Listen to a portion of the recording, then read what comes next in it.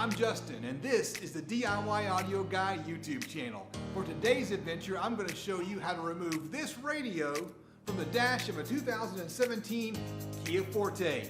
And the adventure starts right now. Let's jump right to the most important thing, and the most important thing is this piece of trim right here. This little piece of trim is the most difficult part about removing the radio from a 2017 Kia Forte. As you can see, it's got 1, 2, 3, 4, 5 of these big clips to hold this little piece of trim in, and getting it off is really a pain. And to make matters worse, there aren't any really good pictures of this piece of trim online or on YouTube. Until today. Check this out. So here it is, this piece of trim right here. This is public enemy number 1. This right here is going to be the thing that makes life hard. This piece of trim sits just like this on the dash. And it mounts up against the radio faceplate right here. And in this area here is where the air conditioning control sits. And what I want you to notice is it comes around here and there's 2 pieces. There's the more textured piece that wraps around, and this piece right here that has the same color that matches the radio trim panel. And so it fits right here. And what you have to do is you've got to get a pry tool and you've got to come in under here under this side and you've got to pry that thing out. Starting over here doesn't work too well. You really got to start over here. Now the piece is really confusing because as you can see, there's a seam right here. That's because this is in 2 different pieces. And some of the clips are on the top piece, but the whole thing has to come out. So here we are in the car. I've got the camera on the right-hand side of the dash, a nice close-up to the piece that we're trying to get out. And I'm using one of these metal pry tools. It's important that you go ahead and order one of these metal pry tools before you try to get the radio out of your Kia Forte. I couldn't get a plastic pry tool in that gap. It was just too tight.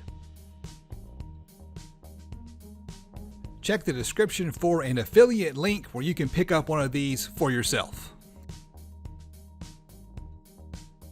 And right here, I got that first clip to pop out. Once you get the first one to pop out, you're well on your way to getting the job done. Now that I've got the first clip out, I'm going to switch to a plastic pry tool so I can try to prevent damage to the trim surrounding this little piece. And that didn't work at all, so I went back to the metal pry tool and I finally got in there and started to get this thing free. And then I knocked over the camera and I lost my good view, but I was able to eventually get my fingers up underneath this trim piece and give it a good hard tug, and out it came. And with that piece out of the way, you can see the 1 screw that holds the radio trim in place.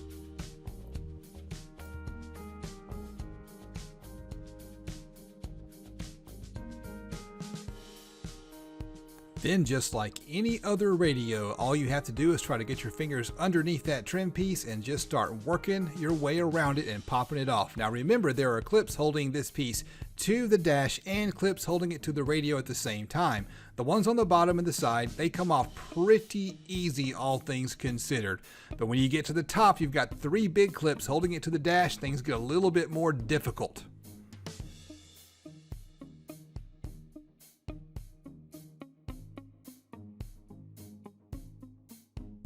Let's grab a better camera angle with a little bit more light here and try to take our pry tool and run it through the sides and working our way along and see if we can get those top clips to pop.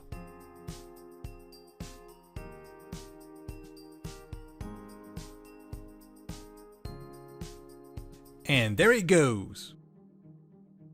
And it is finally loose. I'm not gonna lie, that was a lot of trouble.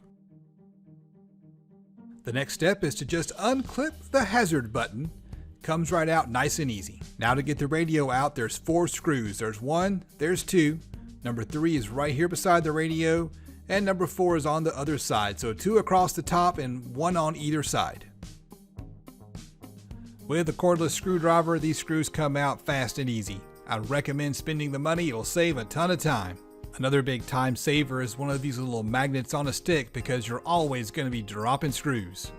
And with the screws out, the radio comes out of the dash. Now it's just a matter of unclipping things. On the right hand side of the radio, there's 2 connectors, one for the antenna and one for what I assume is the factory Bluetooth microphone. On the left-hand side of the radio are the two main wire harnesses that hold all the power and ground and speaker wires and all the stuff that you find in a wire harness. And now that the stock radio is out, it's time to put an aftermarket radio in. Click this video right here to see what's going in the dash. And don't forget to hit that subscribe button. I'm the DIY Audio Guy, and I will see you on the next adventure.